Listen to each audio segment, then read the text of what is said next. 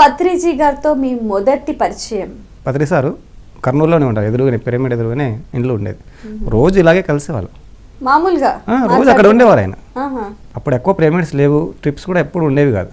So maximum time ఆయనతో రోజు spend చేయడం, ధ్యానం చేస్తూనే ధ్యాన అనుభవాలు, ఆయన చాలా విషయాలు చెప్పడం, తన్ని చెప్పడం, కొట్టి చెప్పడం, తిట్టి చెప్పడం. చిన్నపిల్లలం కదా, ఆయన పిల్లల కంటే ఎక్కువగా పెంచాడు. ఇంకా కరెక్ట్గా మాట్లాడితే ఆయన దగ్గరకు వచ్చాక నేను పెరగడం అనేది మొదలైంది. ఈ ప్రపంచం చూడడం అన్నది ఆయన దగ్గరికి వచ్చిన తర్వాత చూడడం అనేది మొదలైంది. అంతకుముందు స్కూలు కాలేజ్ తప్ప ఏమీ లేదు. ఇక్కడికి వచ్చాక ప్రపంచాన్ని ఎలా చూడాలి, ప్రపంచం మనం చూసే విధానం ఏంటి, సరైన విధానం ఏంటి, మన జీవితాన్ని మనం ఎలా సృష్టించుకోవాలి, ఇవన్నీ కూడా దగ్గరుండి తిట్టి తన్ని కొట్టి ఏ పుస్తకాలు చదవాలి, ఎలా చదవాలి అన్నీ నేర్పించాడు ఆయన. చాలా సంవత్సరాలు, ఆల్మోస్ట్ ఒక 4-5 ఏళ్ళు ఆయన అక్కడే ఎక్కువగా ఉండేవారు. ఆ తర్వాత మెల్లగా చాలా టైం గడపడం జరిగింది. ధ్యానంలోకి వచ్చిన మొదటి లేదా సెకండ్ డే నుంచే నాకు ఆయన పరిచయం కావడం జరిగింది. ఓకే. అప్పట్లో ఉన్న 5-6 మందిలో మేము 5 మంది 10 మంది ఉండేవాళ్ళం. మొరల్లెస్ ఫస్ట్ ఆర్ సెకండ్ బ్యాచ్ అనుకోవచ్చు. మొత్తం కలిపి పత్రి గారి దగ్గర ఒక 10-15 మంది ఉంటాం పిల్లలం. యువందరి గారు, న్యూటన్ గారు, డాక్టర్ పరమేశ్వర రెడ్డి గారు, డాక్టర్ జీకే, నేను, ఇలా ఒక 10-15 మెంబర్స్ అందరూ స్టూడెంట్సే, యూతే, ఎవరు పెద్దవాళ్ళు లేరు అప్పుడు. ఒక్కొక్కరికి ఒక ఊరు అప్పచెప్పేవాడు సార్. ఒక డిస్టిక్, ఊరు కాదు, ధ్యానాంధ్రప్రదేశ్ చేయాలి అనేది అప్పుడు లక్ష్యం. అప్పటికి ధ్యాన భారత్ అనే పదం లేదు, ధ్యానాంధ్రప్రదేశ్ లక్ష్యం. 2004 ధ్యానాంధ్రప్రదేశ్ చేయాలి. ధ్యానాంధ్రప్రదేశ్ చేయాలంటే అప్పుడు ఏం చేయాలి అని అప్పటికి వచ్చిన అందరికీ ఒక్కొక్క డిస్టిక్ అప్పచెప్పాడు. అందులో భాగంగా నన్ను మౌన డిస్టిక్ ఇన్ఛార్జ్గా చేశాడు పత్రి సార్. డాక్టర్ జీకే గారిని విజయవాడ అండ్ వైజాగ్, కర్నూలుకి వచ్చేసి డాక్టర్ పరమేశ్వర రెడ్డి గారిని, తిరుపతికి ఒకరు, అట్లా అనంతపూర్కి ఒకరిని ఇన్ఛార్జిగా చేసి వారిని ఆయా జిల్లాలకు వెళ్ళి ఈ వర్క్ మొదలు పెట్టండి అని చెప్పేవారు. సో అలా నేను 99లో మమూనా డిస్టిక్ ఇన్ఛార్జిగా కావడం. At the age of 21 years. నా ఈ వయసులో నేను 21 ఇయర్స్కి మళ్ళీ జిల్లా అందులో మమూనా జిల్లా అనేది మారుమూల డిస్టిక్, లిటరేట్స్ ఎక్కువ, చాలా one of the biggest district అప్పుడున్న ఆంధ్రప్రదేశ్లో. సో 99లో అక్కడ షిఫ్ట్ అవ్వడం, అక్కడి నుండి ధ్యాన ప్రచారం అన్నది మొదలైంది జీవితంలో. అంతకుముందు ఒక 4 years కంప్లీట్లీ ట్రైనింగ్ అనేది జరిగింది పత్రి గారి దగ్గర. నెక్స్ట్ బయటికి రావడం అనేది 99 నుంచి పాత బ్యాచ్ కావచ్చు, ఇనీషియల్ బ్యాచ్, వెరీ ఇనీషియల్. అలాగే మీ పెళ్లి 5 నిమిషాలలో జరిగిపోయినట్టు నిజమేనా? పిరమిడ్ మ్యారేజ్ అనే కాన్సెప్ట్ అప్పట్లో సార్ తీసుకొచ్చారన్నమాట. ప్రతి ధ్యానజ్ఞంలో ఒకరికి పెళ్లి చేసేవాళ్ళు. ఒక పెళ్ళేమో వాళ్ళ అమ్మాయిది జరిగింది, పత్రి గారు వాళ్ళ అమ్మాయిది. ఇంకొక మ్యారేజ్ నాకు తెలిసి పాల్ విజయ్ కుమార్ గారిది. 3వ మ్యారేజ్ నాది. సో ఫస్ట్ అమ్మాయిది జరిగిపోయిన తర్వాత ఆ తర్వాత పాల్ విజయ్ కుమార్ది గారు జరిగింది. నెక్స్ట్ ఎవరిది అని అనుకుంటూ ఉంటే అది కూడా నా పెళ్ళి అనుకోకుండా జరిగింది.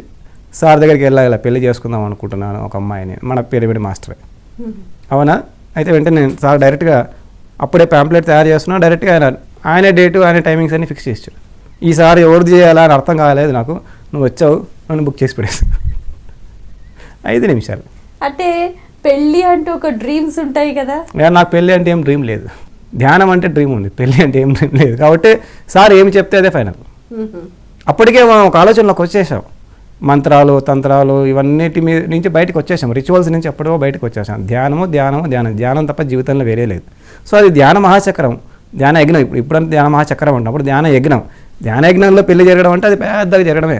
మామూలు పెళ్లి కంటే ఒక 100 మంది వస్తారో, లేకుంటే 1000 మంది వస్తారు, 5000 మంది 60,000 మంది అప్పట్లో రావడం అనేది మహా విశేషం కదా, పెద్ద గ్రౌండ్. అదేదో ఆకాశం అంతా పందిరి 5 నిమిషాలు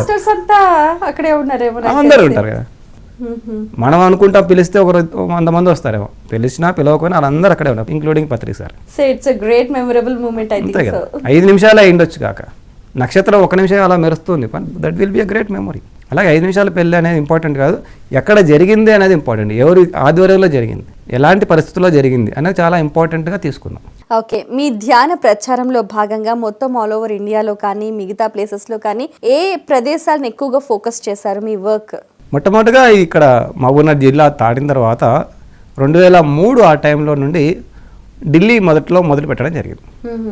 కర్ణాటక కూడా బళ్ళారి, హోస్పేట్, కర్ణాటకలో బెంగళూరు, చాలా ఊర్లకు వెళ్ళడం జరిగింది. బట్ స్లోలీ సార్ 2003-2004 తర్వాత నార్త్ ఇండియా వైపు మమ్మల్ని మళ్ళించాడు. మొదట కొద్దిగా సౌత్ ఇండియా చేసిన, బాంబే, పూణే, మొదట్లో ఇంతకుముందులాగే మహబూబ్నగర్కి వచ్చి వెళ్ళినట్టు ఇక్కడ నుండి వెళ్ళి వచ్చేవాళ్ళం. పూణే, ఢిల్లీ అన్నీ కూడా వెళ్ళేసి వచ్చేవాళ్ళం. ఈవెన్ కలకత్తా, జంషెడ్పూర్ అన్ని ఆల్మోస్ట్ స్టేట్స్, నార్త్ ఇండియన్ స్టేట్స్లో అన్ని స్టేట్స్కి వెళ్ళాం. కానీ ఇంకా అంతగా డెవలప్ అవ్వడం లేదు. అప్పుడు సార్ మళ్ళీ ఇక్కడ పని అయిపోయింది మనకు, ఇలా మహబూబ్నగర్ డిస్టిక్లో చాలామంది వచ్చారు కాబట్టి now it is time to shift. అక్కడికి వెళ్ళి మళ్ళీ తిరిగి వర్క్ చేయడం మొదలు పెడితే ఇంకా ఎక్కువ ఫాస్ట్గా డెవలప్మెంట్ ఉంటుంది అంటే మహబూబ్నగర్ డిస్టిక్ నుంచి 2005లో పూణేకి షిఫ్ట్ కావడం జరిగింది.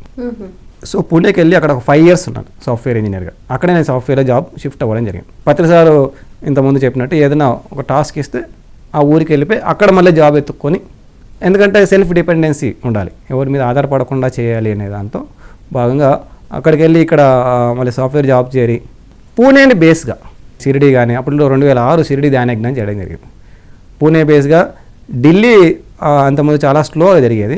పూణేలో ఎప్పుడైతే వెళ్ళామో అక్కడి నుంచి కొంతమంది టీంని పూణేకి షిఫ్ట్ చేసి, పూణే నుంచి ఢిల్లీకి షిఫ్ట్ చేసి, ఢిల్లీ బేస్గా మళ్ళీ జమ్మూ కాశ్మీరు, పంజాబ్లో లూధియానా ఇవన్నీ కూడా స్టార్ట్ చేయడం జరిగింది.